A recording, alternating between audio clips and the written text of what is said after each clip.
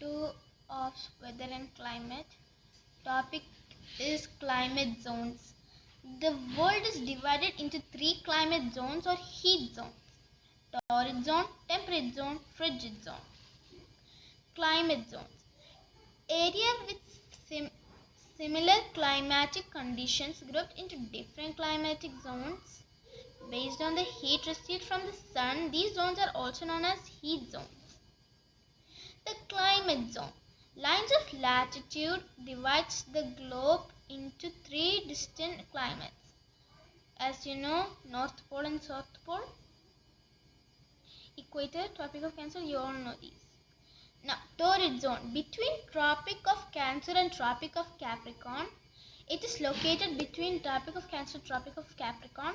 Climate zone is very hot and humid, receives sunrays directly.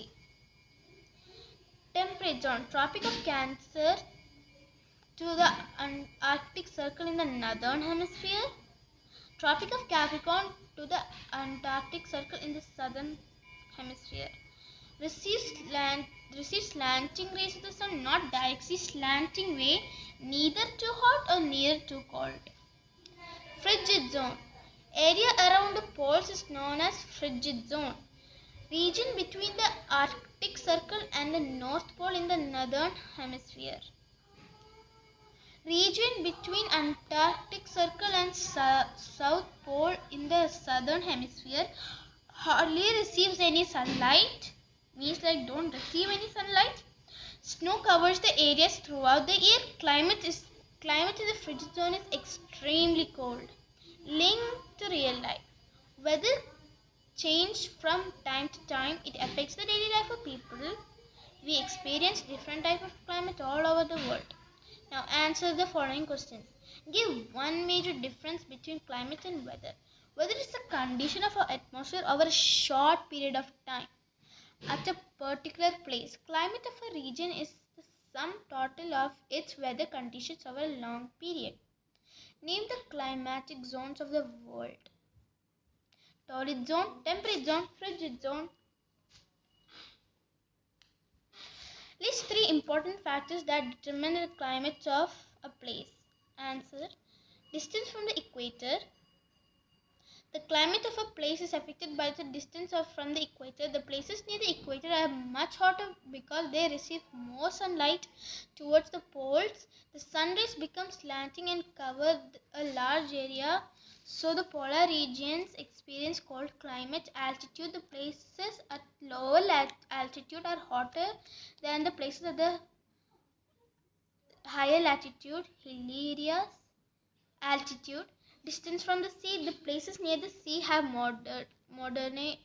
moderate climate. These places experience cool sea breeze. On the other hand, the places far away from the sea don't experience sea breeze. Hence, they are cold in winter and hot in summer. How is climate of the temperate zone different from the frigid zone?